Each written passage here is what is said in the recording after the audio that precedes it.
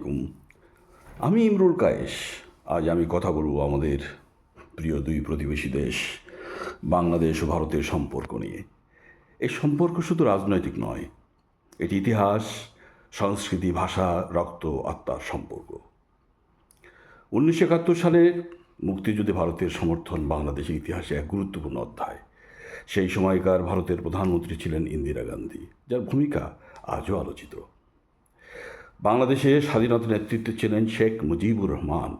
এই দুই দেশের সম্পর্ক সেই সময় থেকে এক বিশেষ আবেগে গাথা। কিন্তু বাস্তবতা হলো, সবাই একইভাবে ভাবে না।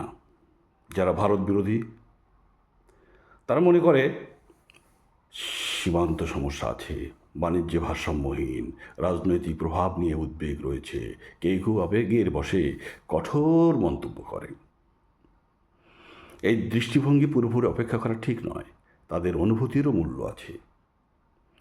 আর যারা ভারত পক্ষ সমর্থন করেন তারা বলেন, দুই দেশের ব্যবসা বাণিজ্য বৃদ্ধি পাচ্ছে, চিকিৎসা, শিক্ষা, ভ্রমণ, অনেক বাংলাদেশ ভারতে যান।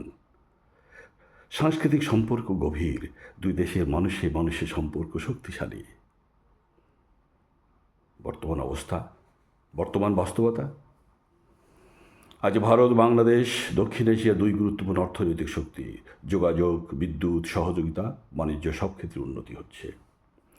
সাম্প্রতিক বছরগুলিতে রাজনৈতিক সম্পর্ক স্থিতিশীল হয়েছে। আমি ব্যক্তিগতভাবে বহুবার ভারত ভ্রমণ করেছি। আমি কিছু ভারতীয় পণ্য ব্যবহার করি, যেমন সাবান, শ্যাম্পু, তারপরে টুথব্রাশ, আপনার জিরা দেখতে পাচ্ছেন, বিভিন্ন মশলা, শ্যাম্পু, দারচিনি, এগুলো আমি ব্যবহার করি।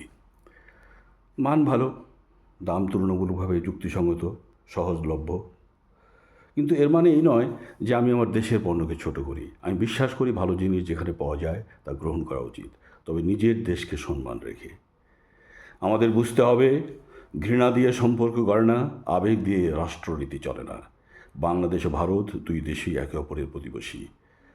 ভৌগোলিক বাস্তবতা পরিবর্তন হবে না, তাই প্রয়োজন পারস্পরিক সম্মান, সমান মর্যাদা, আলোচনার মাধ্যমে সমাধান, মানুষের মধ্যে মানুষের সম্পর্ক। তাছাড়া ভারত বাংলাদেশ কখনো সম্পর্ক খারাপ করা যাবে না। আমি বিশ্বাস করি আমাদের পার্শ্ববর্তী দেশ ভারত প্রতিবেশী ছাড়া কোনো মানুষ চলতে পারে না। ঠিক বাংলাদেশও একটা ভারতের সাথে সম্পর্ক ছাড়া চলতে পারবে না। আমি বিশ্বাস করি ভবিষ্যৎ প্রজন্মের জন্য আমাদের একটা শান্তিপূর্ণ, সহযোগিতামূলক সম্পর্ক গড়ে তুলতে হবে। সমালোচনা থাকবে, মতভেদ থাকবে, কিন্তু শত্রুতা নয়। বোঝাপড়াই হওয়া উচিত আমাদের পথ। আপনার মতামতটা কি কমেন্টে জানান। ধন্যবাদ। আল্লাহ হাফেজ।